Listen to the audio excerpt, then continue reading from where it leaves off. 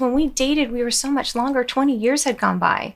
So whatever happened to him in the process of when we ended our relationship, it's kind of like when someone goes from amateur level to professional level.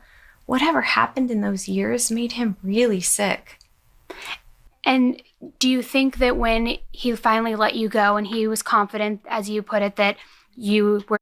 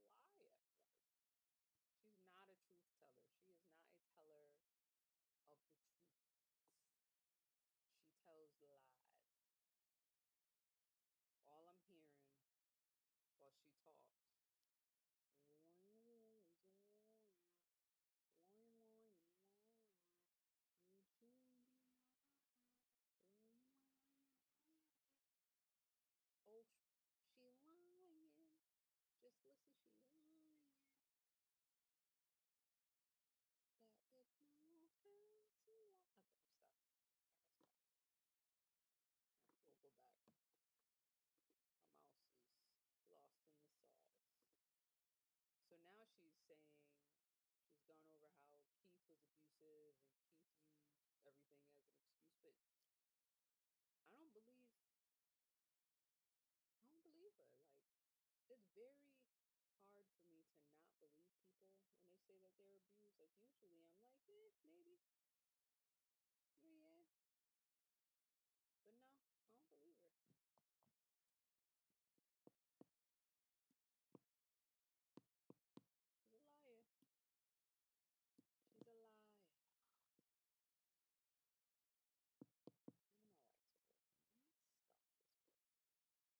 no. I think I lost my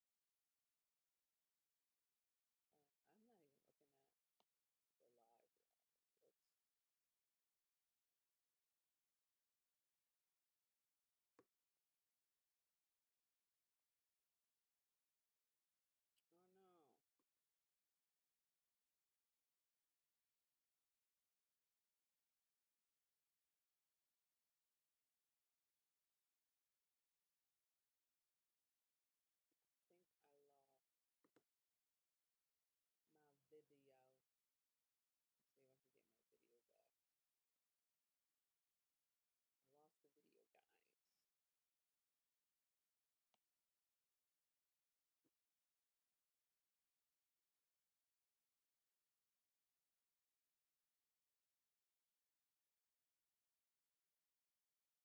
can get my video back. I lost the video, guys. You were so scared about Keith finding out about the emotional affair that you wouldn't say anything and that you would stay quiet.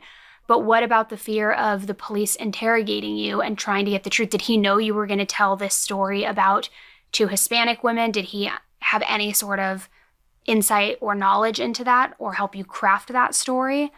Not particularly. It kind of unfolded as it went along. I had given a slight indication that I was going to conceal his identity. And for me, I had to do what I had to do as quickly as possible. And I regret it so much. But it was a quick decision made under a lot of pressure.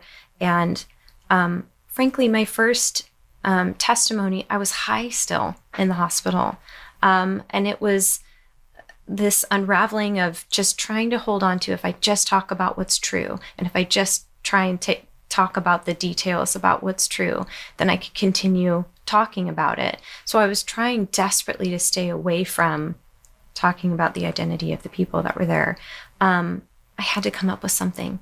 Did he know that you were going to come up with a story or a different abductor prior to letting you go, or he just let you go saying, I know she won't talk. She's too scared of Keith finding out, so I'm going to take my chances and roll the dice on this. I'll let you go.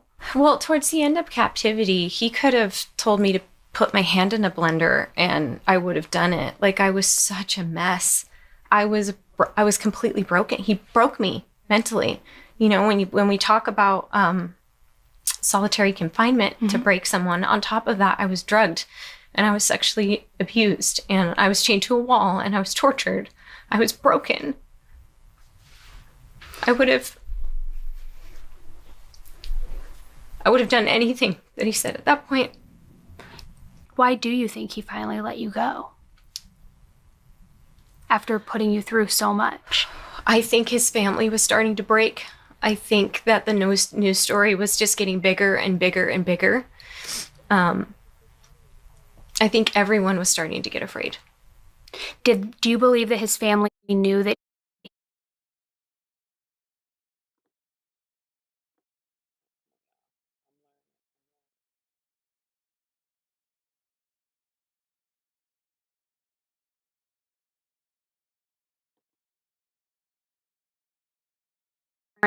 abductor prior to letting you go, or he just let you go saying, I know she won't talk. She's too scared of Keith finding out, so I'm going to take my chances and roll the dice on this. I'll let you go.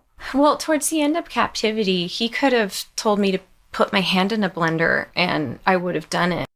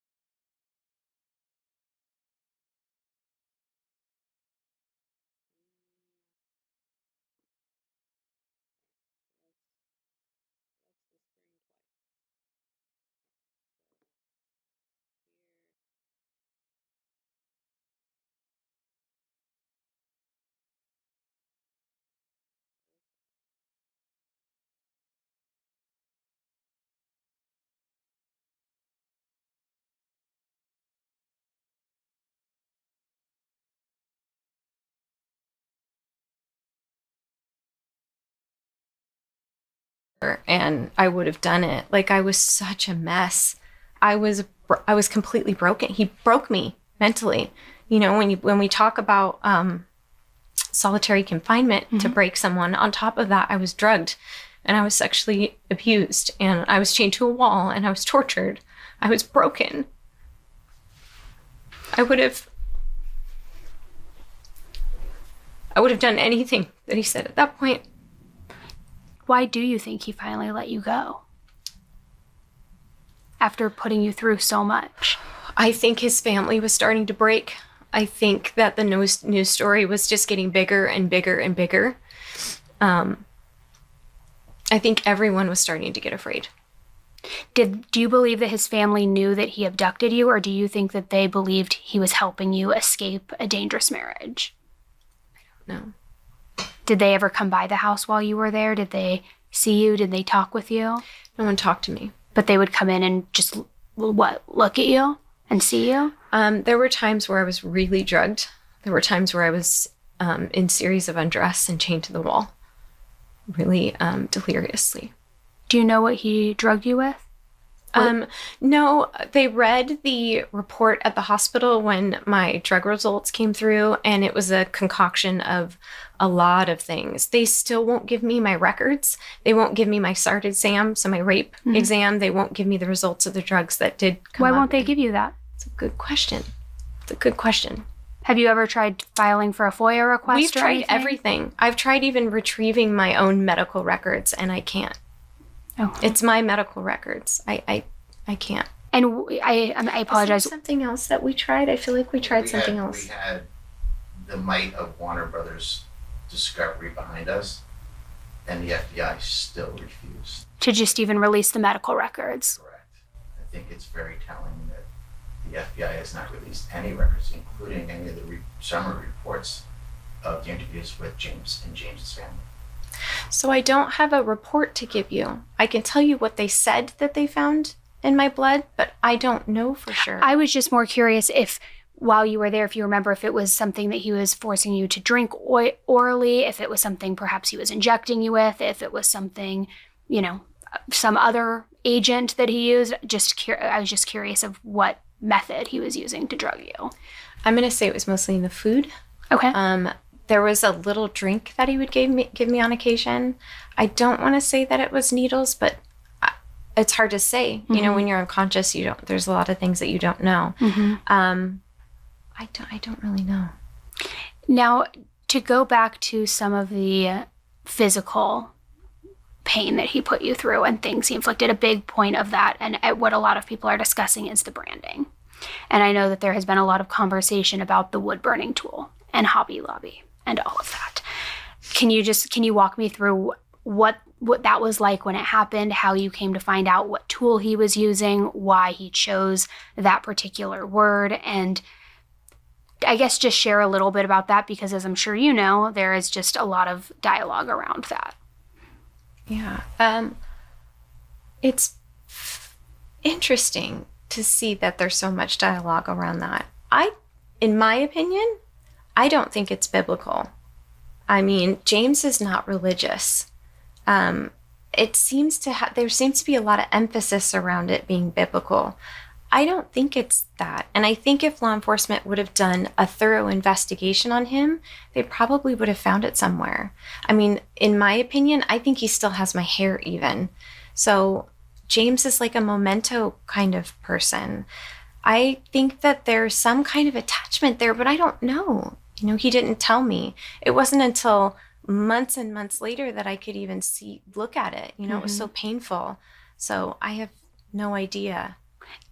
Just to confirm, you did not give him any sort of direction or advice as to what type of tool to buy, where he could buy it, or what to do with the burning and the branding? No. I mean, we'd been talking, and it's something that I used to do. I used to woodcraft. It's something that I would regularly have. He'd been on the phone with me at a time or two when I'd gone to crafting stores. It was heartbreaking hearing all of that. It's heartbreaking hearing that he used something that I had spoken about, making a gift, for my husband at some point, something that I used to enjoy. Just like running, not having that anymore. You don't run anymore? No. I think and I'm not sure if you've seen this out there, one of the biggest points of contention, I believe, surrounding the branding is that a typical male may not know to go to a craft store, may not even know what Hobby Lobby is, certainly wouldn't know what a wood branding tool is, and that if someone had the inclination to leave some sort of mark or branding, why not use a utensil or a wire hanger or a barbecue utensil, something of that? Why specifically a wood burning tool, which then aligns with, as you know, your Pinterest saves, your pins, your past crafting, and how that's such an overlap of coincidence? I don't necessarily think it's a coincidence. I think it's reasonable for him to have been on the phone with me and have talked about the tools, because I talked about it. I talked about the crafting that I had done. I talked about the little things that I had done. And frankly, he did use other tools. I mean, there was different burns in different places for other things. So it wasn't just that. I think what it was for him is it was about the marking and it was about the tattoo. It wasn't necessarily about the tool. You know, I don't even think there was a Hobby Lobby in Reading at the time. So I think it was, we'd been on the phone and we discussed it and I talked about certain things that I'd used, and it just came to an idea for him. But that's something you'd have to ask him. Well, he would have purchased the tool here in Orange County, correct? Not Reading. Yeah, I have no idea. But him going to Hobby Lobby, like, that's not something that I would have provided for him.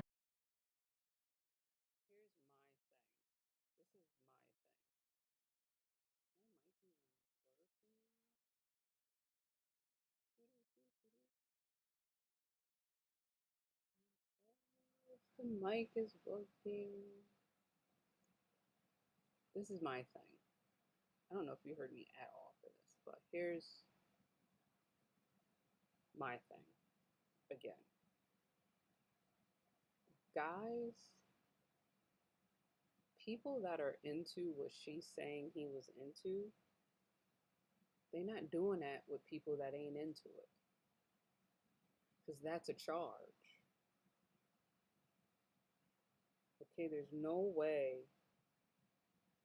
Like, let's just say they did some, like, oh, you're gonna come pick me up off the side of the road and pretend to kidnap me and take me to your house, and then we're gonna play kidnapper and ransom victim. Like, let's just say that they did that. He needs her to participate.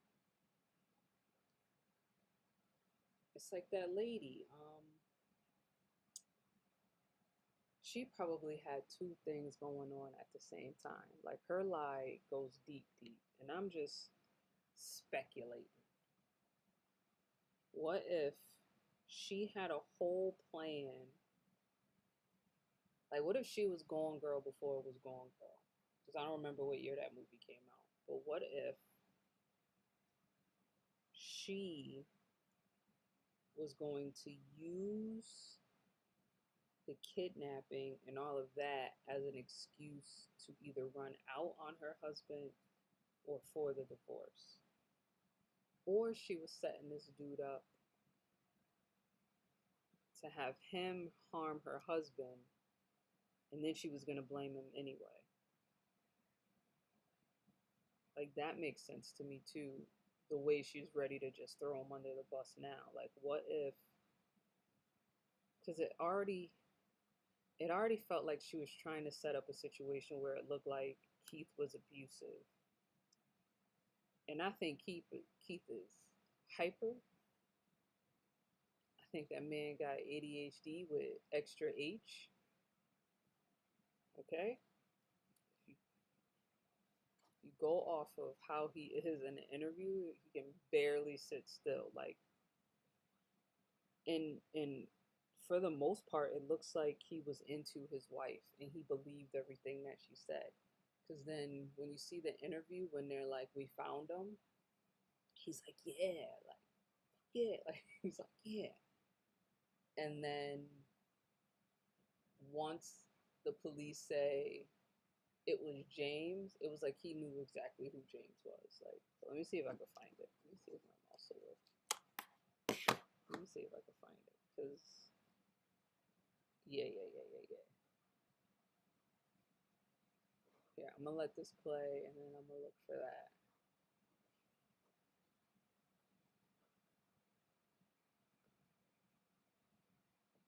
I'd been on the phone with him a time or two before, and it's in discussion. So it's reasonable to say that he knew what to do and where to get it because we talked about it because it was something that was a part of my life. It's not something that I would ever consider to concoct to do anything to my body. It's just something that I would do crafting. It was James that was fascinated by burning someone's skin. And you say the I used to tattoo. use it with wood. You say the tattoo was important to him, but you don't think it has a biblical meaning. Why do you think that tattoo was so important to him, or why do you think that word was carried so much weight?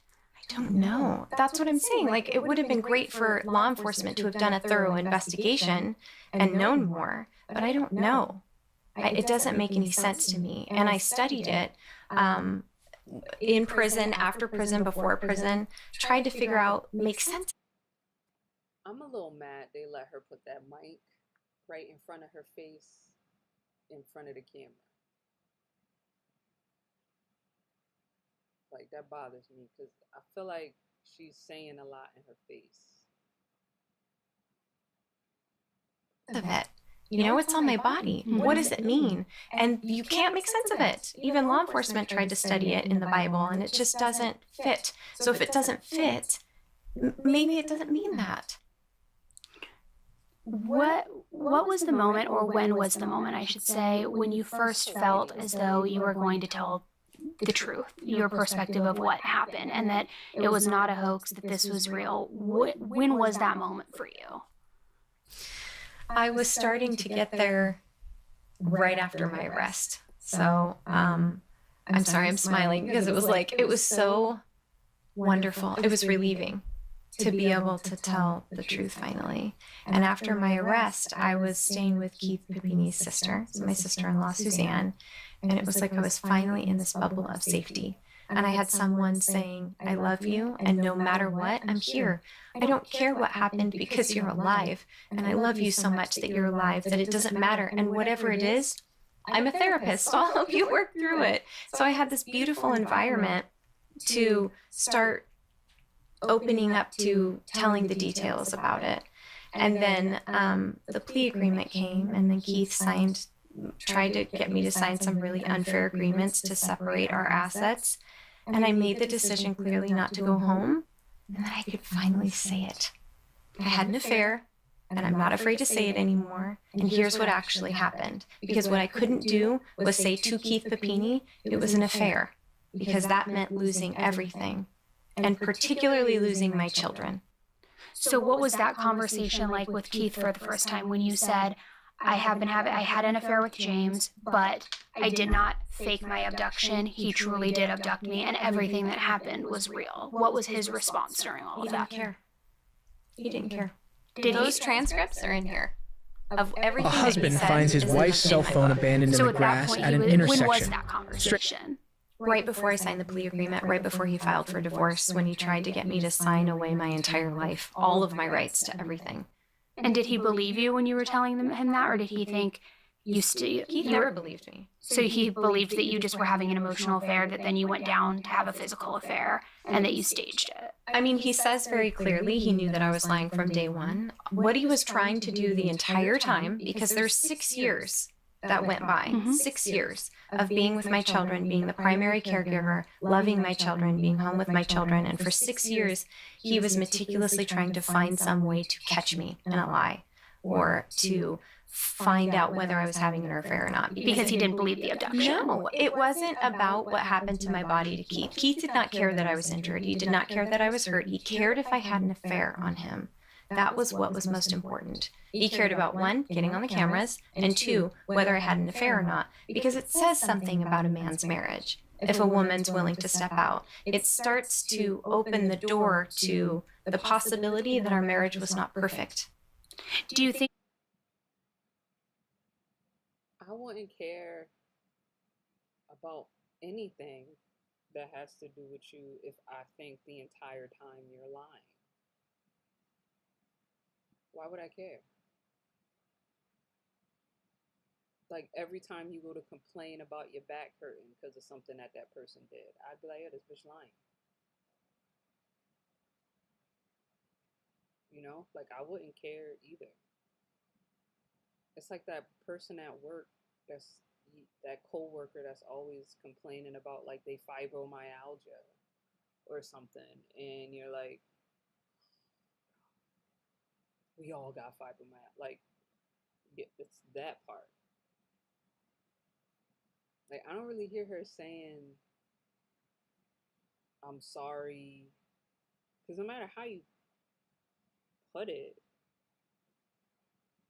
this is still all her fault. Like, she brought Keith into their life. She made Keith think it was okay to come and scoop her up. Even when he scooped her up, you didn't go back home.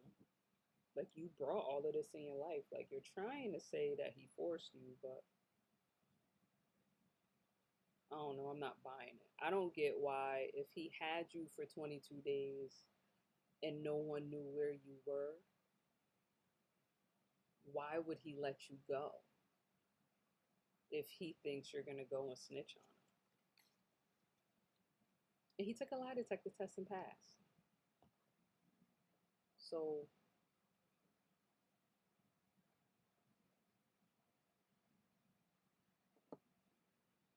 like,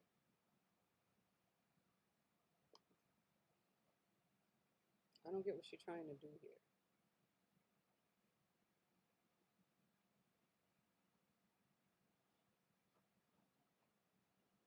Okay.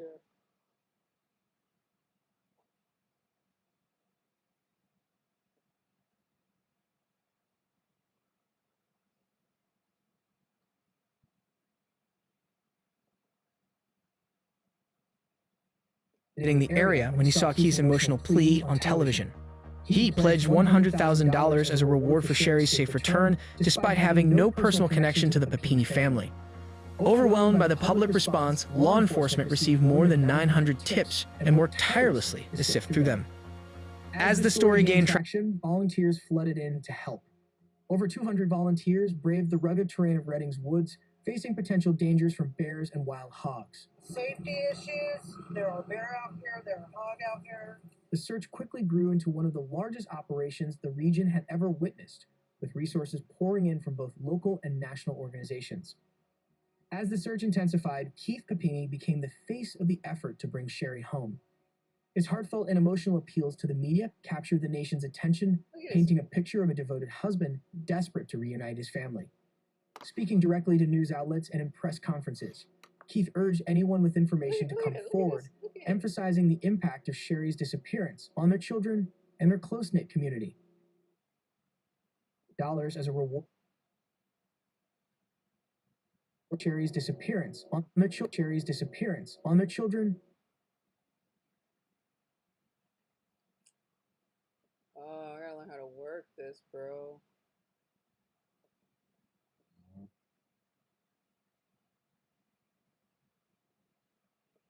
No, I don't want cows mooing. Go back.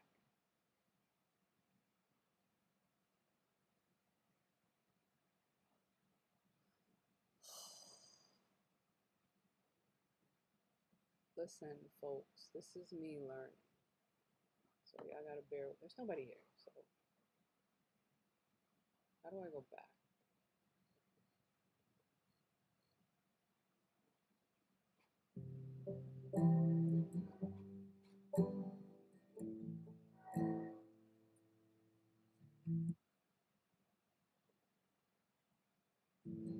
Nearly everyone in prison says he's innocent.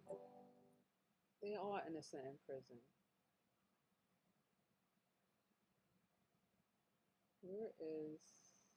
Where's what I just watched?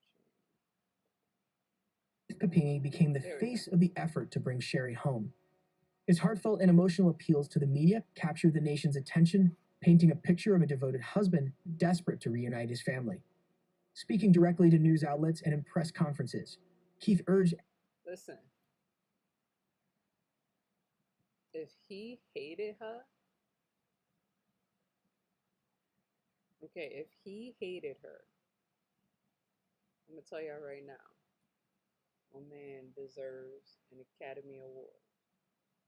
Them real tears. Look at them tears. Look at that. Look at that. You see that? That's that Will Smith eye tearing. If he hated her, there's no way. That is real sadness right there. Okay, got the picture in the background. Real sadness right there.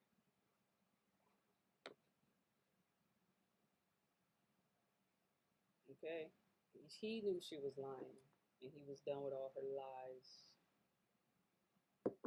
That's all that was.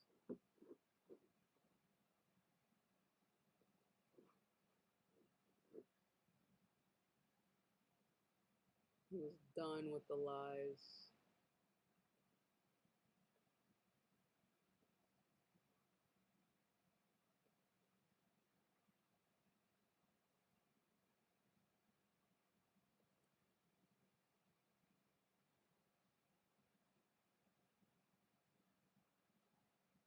It's so hot.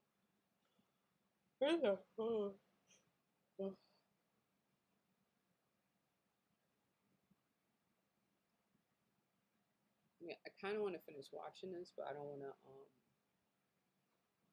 react to the whole thing. I'm gonna skip ahead a little bit. I'm probably gonna listen to this tomorrow morning.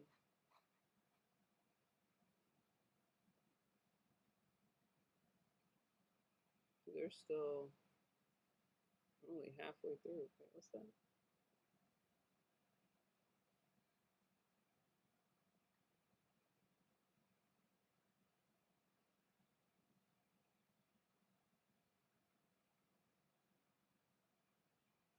Generally, Oh, she's crying, y'all. children, it's highly unusual behavior, especially when you had an established relationship with your child. It's a pretty clear sign of alienation. He's making the choice not to come. We don't know. I haven't spoken to him, so I don't know. That's what Keith is concluding. We don't know. We haven't spoken to Tyler. My visits with Violet are bubbly and full of glitter and talking about crushes at school, and they're great. Are they allowed to call you outside of Sunday if they want to talk with you? Do they call you? I don't know what it's like in the house right now, but given my observation of how my marriage went, my kids don't have access like that. My phone calls with Violet are wonderful. She's always bubbly and bright, and our relationship is still solidly there. There's a lot of unknowns here, though. He's not allowing me to participate in anything, so I can't get to them. There's a lot that I don't know. And as you know, you're a mom. When you have other people observing and the kids don't feel like they have any privacy, if dad is sitting right there watching everything that you say and manipulating everything that you say, there's not a lot of freedom. I'd imagine my kids are quite intimidated. And I'd imagine that there's a lot going on just based on what I went through in my marriage. And, you know, they're going to get the love of their mother back really soon. And it's going to be a process, but I'm never going to stop. Going back to just the dynamic between Keith and your sister, you've alluded to an inappropriate relationship there, and there being something perhaps maybe romantic or just something that's a certain kind of closeness. Can you share anything about that? She was gaslighting. Keith and Sheila's relationship, in my opinion, is highly inappropriate. What makes you think that? Growing up with a sister who is incredibly jealous of you all of the time, it's like she suddenly came into my life when I went missing. And it appeared as if it was very valuable to her to be incredibly clingy to Keith and on the cameras. And just what I witnessed, any female would be uncomfortable with, regardless of her status as my sister. It was very uncomfortable to be around. I mean, they would regularly joke at dinner tables and things like that about like Sheila being his second wife. That's pretty inappropriate. How often would you say they are together? Is she around your kids now quite often? Does she have a relationship with you or your parents or anyone? So my daughter has mentioned several times about the amount of visits that my sister has with my children, which is very uncomfortable. I've never allowed my children to spend the night at her house ever, and now they regularly do that. It's very uncomfortable. It's incredibly uncomfortable. My sister is not kind to my parents. And just because you're a child does not give you the right to abuse your parents. And she's incredibly, in my opinion, watching what she does, she's very abusive to my parents. And Can you elaborate on that, of how she's abusive to your parents and why you don't allow your children to spend the night at her house? The book talks about that. You see that face? It's the salaciousness of it. So he's talking about her sister. She thinks her sister is inappropriately close to Keith. She just looks annoying.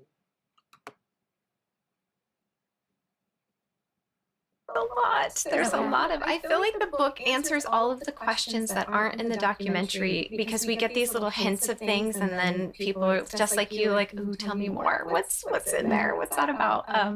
It was incredible to be able to write the book in a way where I kind of witnessed what people wanted to know and what they wanted to see, and got to really be unfiltered and raw and not have to hold back in any way. My sister and I have a very complex relationship. We were never close. We were close for a short period of time, and in that time, it always just seemed like she was inappropriately clingy with my ex-husband. That still remains to be. Generally, when you have a family system and you divorce, there's a separation that happens, and they have gotten closer. You've gotten closer with his sister, though, as well, haven't you? So that could be said on both sides. I'm not flirting with this sister. No, of course not, but still a closeness in the relationship to where it's not a clean-cut divorce where both sides of the family go separately. Sure.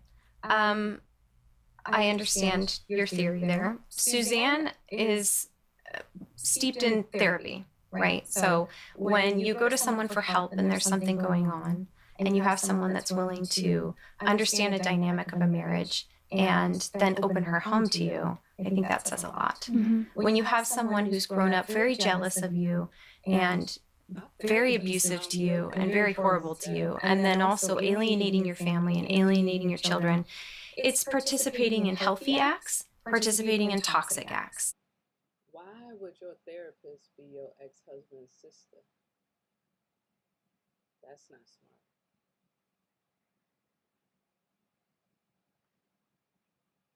I don't know. I never met the woman, but I would never do that.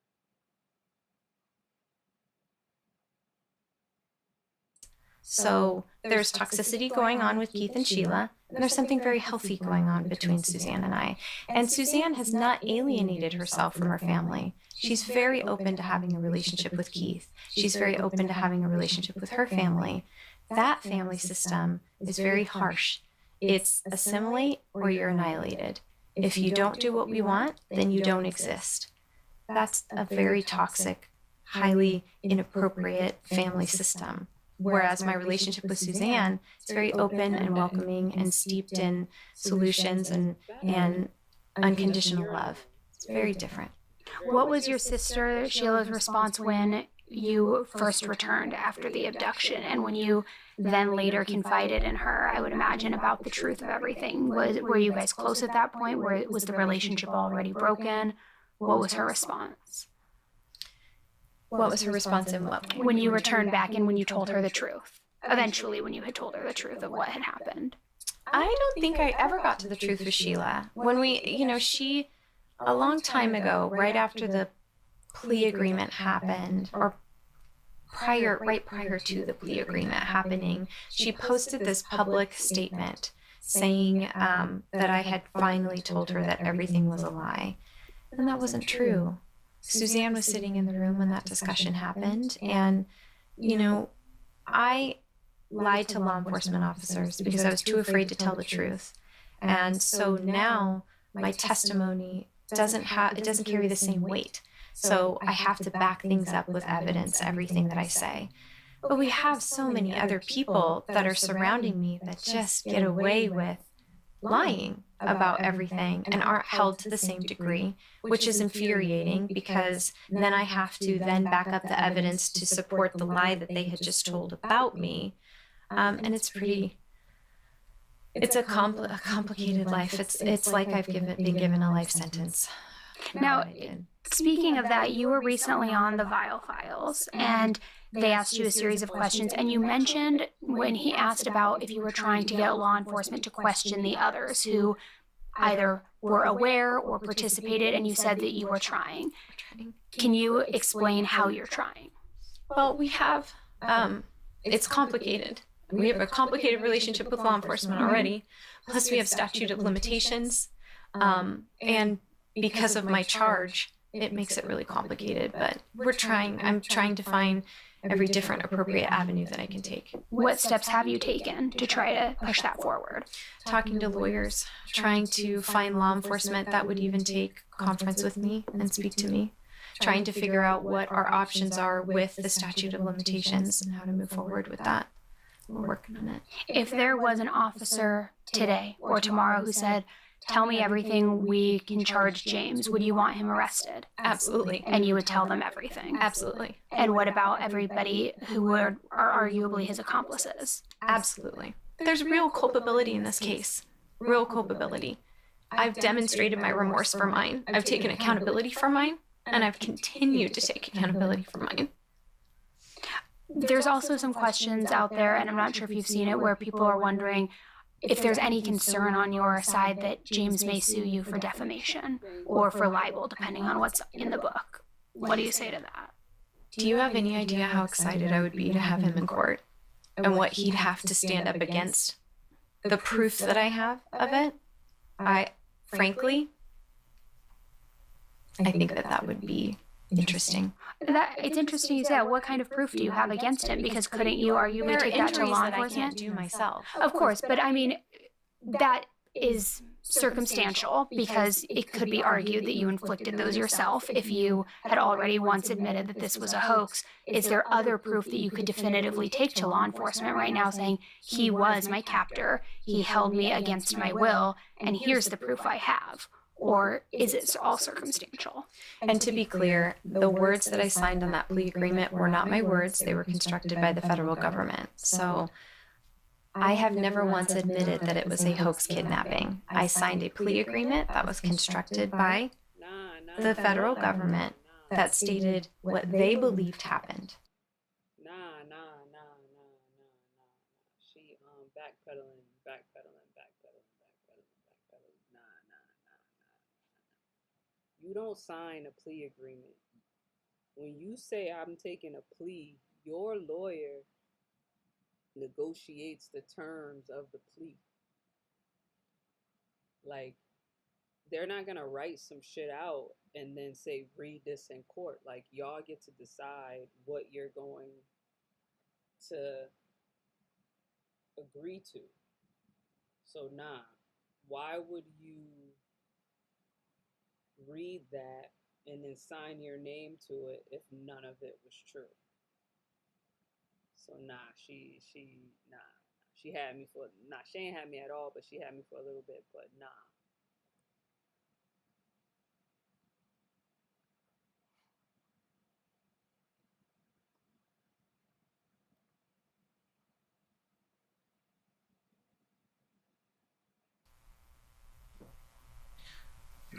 Can I interject? Yeah, go ahead. The evidence is very clear, and if you're able to listen to the entire FBI interview, sadly, it's frankly laid out.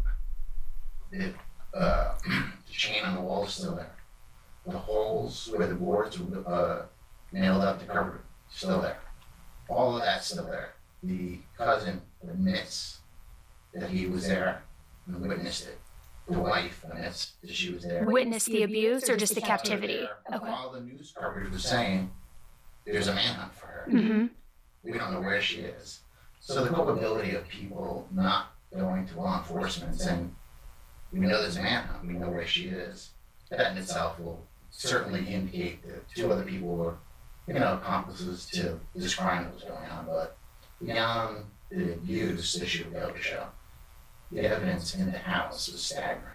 So I guess there's 2 points to that. There's the evidence that you're saying is still in the house with the chain, and which certainly would be indicative of some evidence that the police could use to then move forward with an arrest. But then the culpability aspect of it, of them witnessing you there in the house, that is a piece of it. However, if they were under the impression that he was helping you escape a dangerous marriage, and so it was more of, we don't know, we don't believe he's hurting her, we think he's helping her, so we're staying quiet regardless if there's a manhunt, that's very different than them witnessing abuse or him holding you against your will. Still not okay either way, but of course one far more dangerous than the other. It's a complicated case. And It's not. unfortunately, because of my concealment of his identity, it's an uphill battle for me. But evidence is evidence. Mm-hmm. And how do you guys know that there are still the chains and the holes and all of that to this day?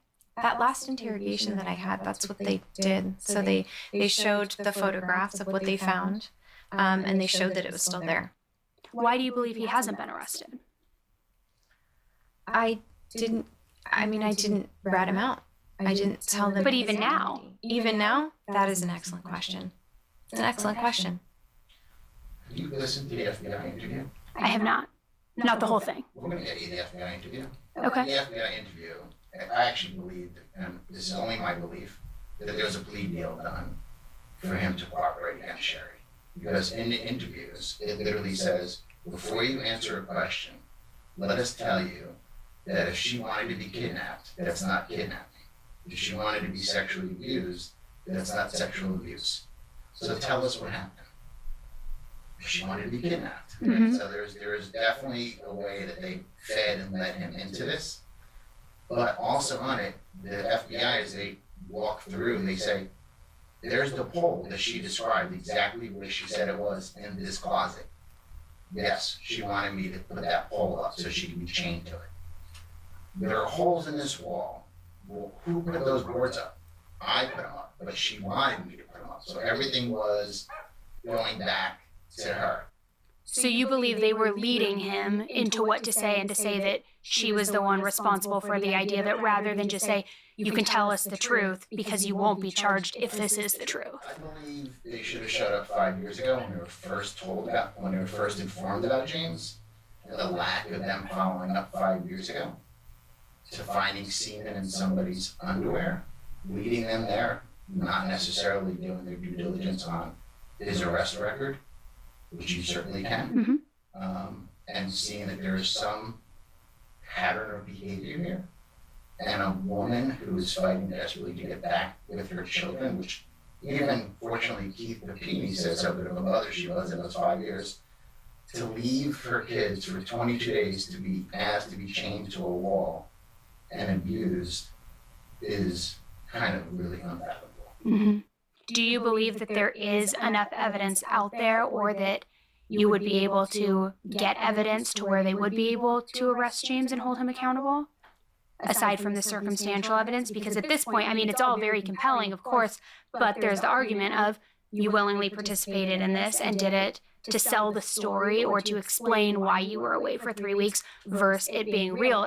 There's not really anything to decipher it definitively one way or another. Yeah, you lied, so now we don't know what to believe.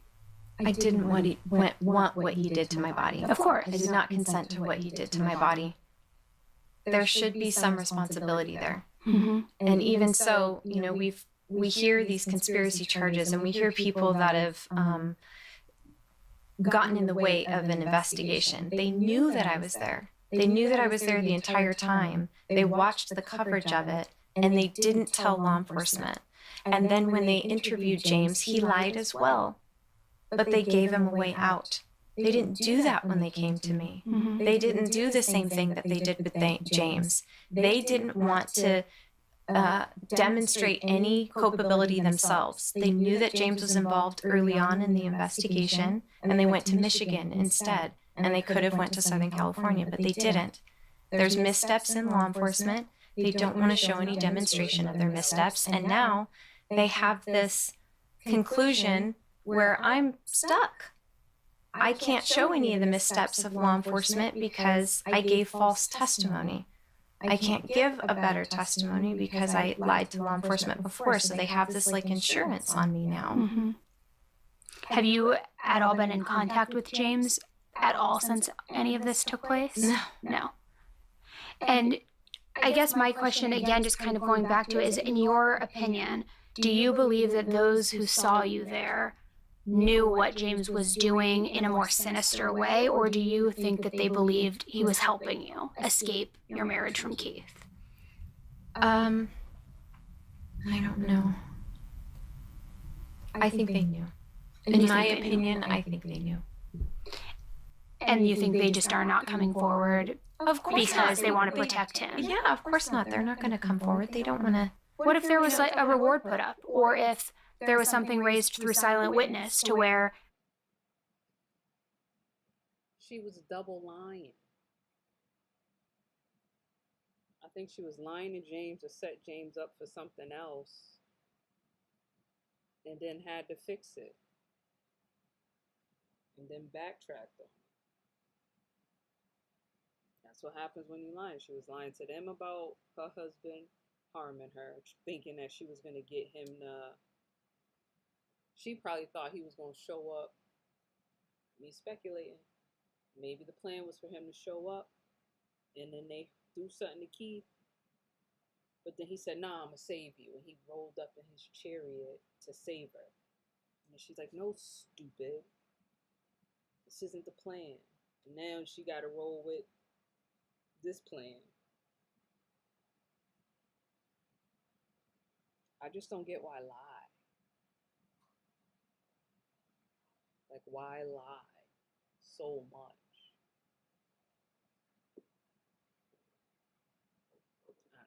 I don't get why she lies so hard. there would be an incentive if they came forward and said, we witnessed what he did and it was against Sharri's will. Do you think that they would come forward in that case? I don't know. I don't know. It looked like you wanted to say something. Is there something? Another private investigator. Mm-hmm. Private investigator went to interview both of them. None of them cracked. I think that it's a little bit deeper. I think that if you're held to protect you from your husband, you don't need to be drugged 24 hours a day. Mm-hmm. You don't need to be chained. You don't need to have somebody watching them when James leaves to go to work. That person is willing to stay there on their own. It wouldn't be. And who was it that watched you when he went to work? He had an uncle and a cousin. And were they there the whole time, or they would just pop in intermittently? They weren't in his home. They had their own homes. Oh, so they would just watch the home. They didn't go and like sit in the room with you and watch you. No. Okay. Now, you have said that James used to watch your interviews, that he had said he'd be watching your interrogation, and that played a big role in your lies because you were scared of telling the truth, and you obviously didn't want to alert him or have him in a position of retaliating. So what makes you so confident? As far as I know, maybe I might be wrong, but I don't think the interrogations and all of that stuff was out when all of this was going on. Like, I don't think we got that until they arrested her, which was much later. Like, she didn't get arrested until like a couple of years later.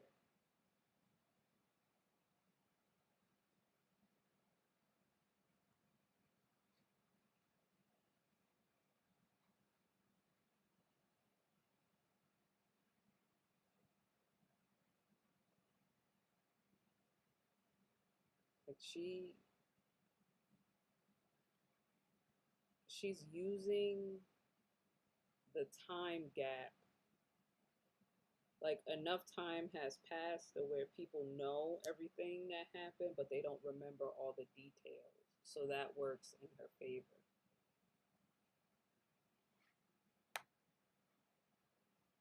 So he could come up and say, "Yeah, well, did you do this? And did you watch this? And did you see this?"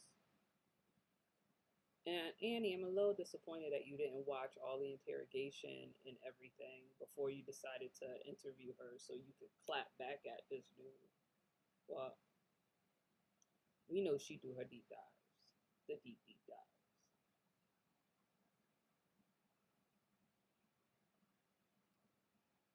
Confident to speak now versus then, because then you had law enforcement's protection, arguably the FBI's protection. Now you don't because you've signed away those rights. So what makes you so confident in speaking against him now and telling your truth?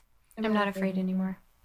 Oh, Simple as that. I'm not afraid anymore. What makes you not afraid of him?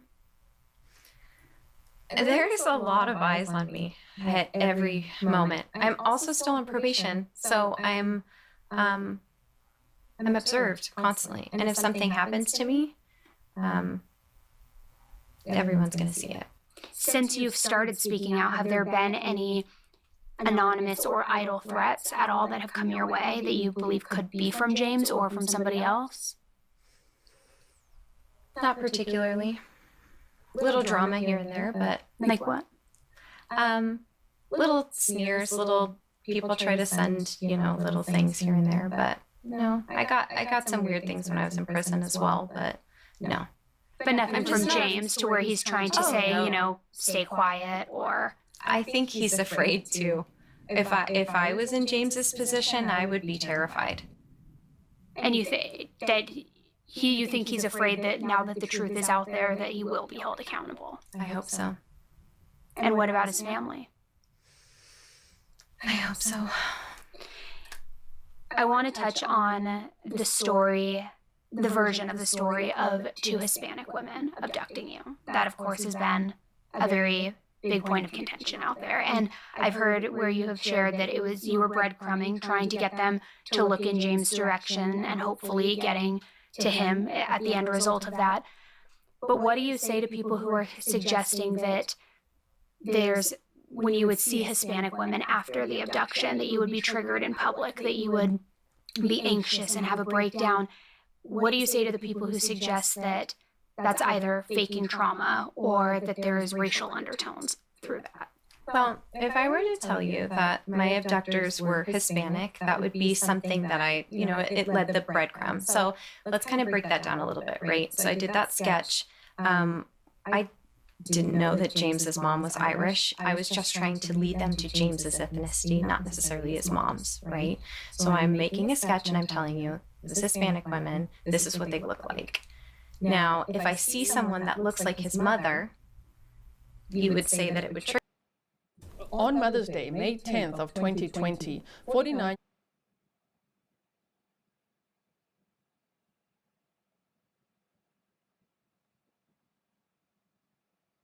You thought James was Hispanic? So you said two Hispanic women.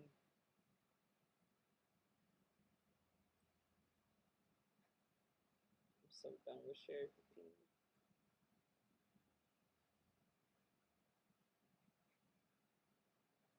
So done. Sherry, so done. I didn't know he was Irish. Fuck out of here. And I would have done it. Like, I was such a mess. I was completely broken. He broke me mentally. When we talk about solitary confinement to break someone, on top of that, I was drugged and I was sexually abused and I was chained to a wall and I was tortured. I was broken. I would have. You say the tattoo was important. Happened. Can I interject? Yeah, go ahead. Leading them there, not necessarily doing their due diligence on. It looked like you wanted to say something. Is there something? I hired a private investigator. Mm-hmm. Private investigator went to interview both of them. None of them cracked.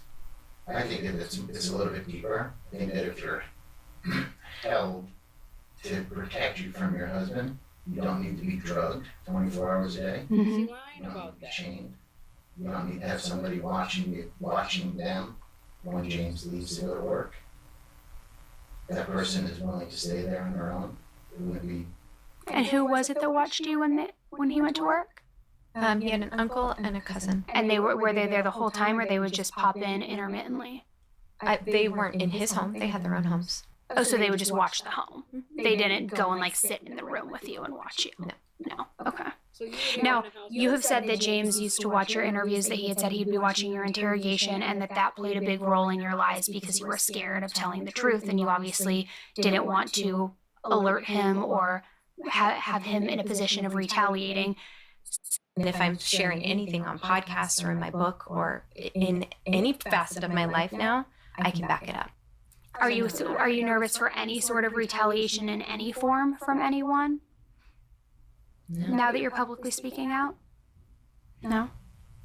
Everyone has a right to their opinion, and that's okay. But I've learned the hard way, everything that comes out of my mouth has to be backed up with evidence, and it is, and it does. What has been the response from the public towards you since this docuseries has come out? He always lying. They're really kind. Would you say that the majority of the public now believes this new perspective and this new version of what happened?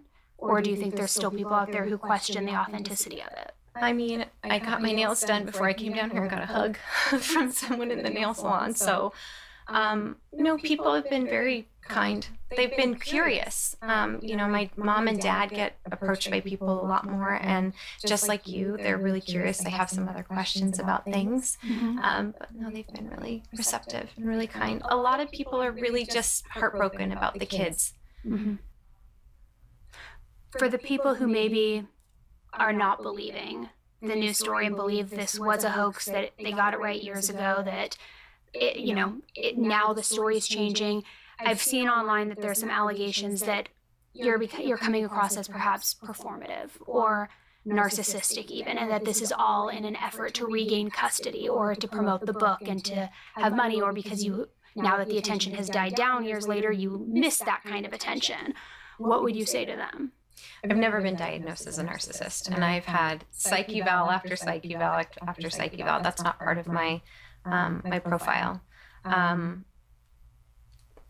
This is my opportunity to be able to say my side of the story. Since everyone else has said their side of the story. There's been film after article after article ran without me, exploiting me. The industry has made millions and millions and millions of dollars off of me. I have not.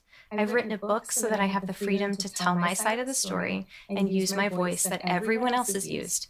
For goodness sakes, in Keith's film, they AI my voice and make me read something that I didn't even write. This is about reclaiming me. That's why the book is titled Sharri Papini Doesn't Exist. That internet version of me is not me. This is about reclaiming my life and my voice and my ability to do that. In terms of being diagnosed as a narcissist, that is not anywhere in my profile. Is there anything that you are comfortable sharing about what's in your profile from all the different psych evals? Yeah, so I have, we have mental illness, which has a permanence to it, and then we have personality disorders, and that's based on defense structures, and it's about how we choose to live our lives. I've dismantled the majority of my personality disorder. I'm still working on it because it's defense, and when we get wrapped up in defenses, they're there for a reason, and we still dip in and out of them. But I suffer mostly from what's called self-defeating personality disorder. It's like people-pleasing. It's someone that would rather be incredibly uncomfortable than allow the discomfort of others. And you said you're actively working through that, and you've dismantled a lot of it at the moment. Yeah, it still exists. I still have defenses. We all do. But it's something that I manage regularly in therapy. Do you believe that your actions or signing that plea agreement has caused harm to any survivors of abductions and domestic violence? Say that again. Through signing the plea agreement and signing away that was a hoax, that whether it was their version of events or yours, do you think that caused any real harm to survivors of abductions and domestic violence by saying that it was a hoax and making people question other people who have gone through a very real experience? No, I think that's been going on for a very long time, and it's very complicated. And I think that the way law enforcement interrogates people should change. And I think that their interrogation style, most particularly people that are survivors of domestic abuse, should change. I think they missed a very big portion of my case. And especially the lead FBI agent, She doesn't have children. She's not married. And she missed that. She missed the big part of my case where I'm in a very abusive, in my opinion, highly toxic marriage. We missed that. And I think that my case, it touches on things that have already been in existence. I guess my question is, for example, Elizabeth Smart. We know that she was abducted when she was younger and she was held captive and is a survivor of that. So do you think by you signing away on this plea agreement and acknowledging that it was a hoax, that it wasn't a real abduction, that then it's opening a door for opportunity for people to not believe others when they are really abducted? No. Thinking that they could potentially be lying about it and putting into question other people who come forward with similar stories or just within the same vein? No, I don't think so. Okay. Now, for your kids, just I don't want to touch too much on them because I believe that they should be kept separate from this and private, but is there any concern that when they're older and they watch some of this back or they Google things that they're going to either not believe you or that they're going to have questions and if they don't believe you, wonder why you willingly left for 3 weeks and allowed them to think that you were in danger, why that was maybe more important than being with them if they don't believe that this is true? I can say wholeheartedly, my children will never believe that I left them on purpose. Ever. Okay. I've always left an environment welcome and open and unconditionally love my children. And if they have questions about it when they're at an appropriate age, of course I'm going to explore that. And of course I'm going to answer any of their questions. And anything that they feel is, of course, opened and welcomed. Do you think that they have, even if they're not asking them at the moment now, because you aren't having a lot of contact with them, do you think that Keith is putting anything in their head and that they do have questions and they just haven't asked yet? Well, my kids are at the age where technology is everywhere. Mm-hmm. So it's likely that they've seen portions of it. It's likely that at school they've talked about it. They're kids, Have you had any conversations with them about it? No.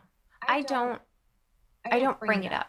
My children are welcome to bring it up with me at any moment, but we don't focus on that. We focus on what little time we get together. Mm-hmm. And we don't talk about that. We talk about glitter and boys and shoes and clothes.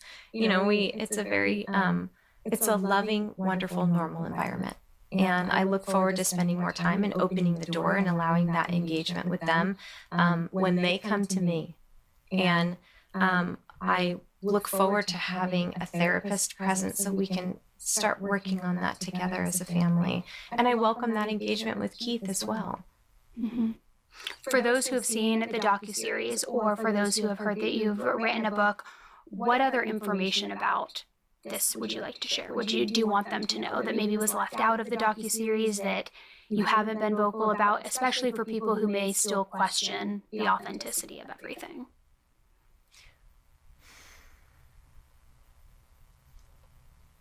The book really gets down to what I didn't get to go into too much in the documentary.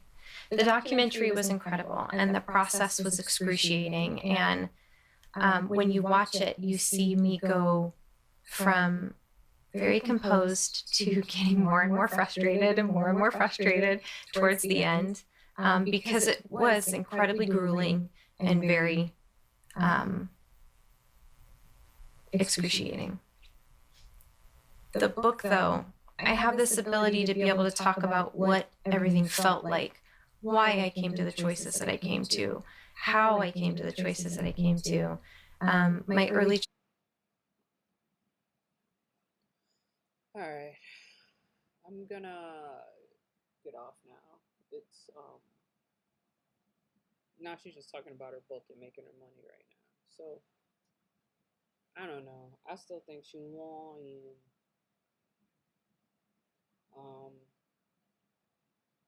All of this could have been avoided if she would have just told the truth at the beginning. And then when she was caught, still tell the truth. Even when you're caught, tell the truth. When you realize you're caught, tell the truth. When you know they got you, tell the truth. There's nothing you could do after that. So, yeah. But I don't know. Go check out Annie Elise's video, the interview. I'm gonna watch the end off stream just to finish watching it. You should check it out. You're going to check it out. You've checked it out because no one's watching this. Literally talking to myself. So I'm going to say goodbye to myself. Deuces.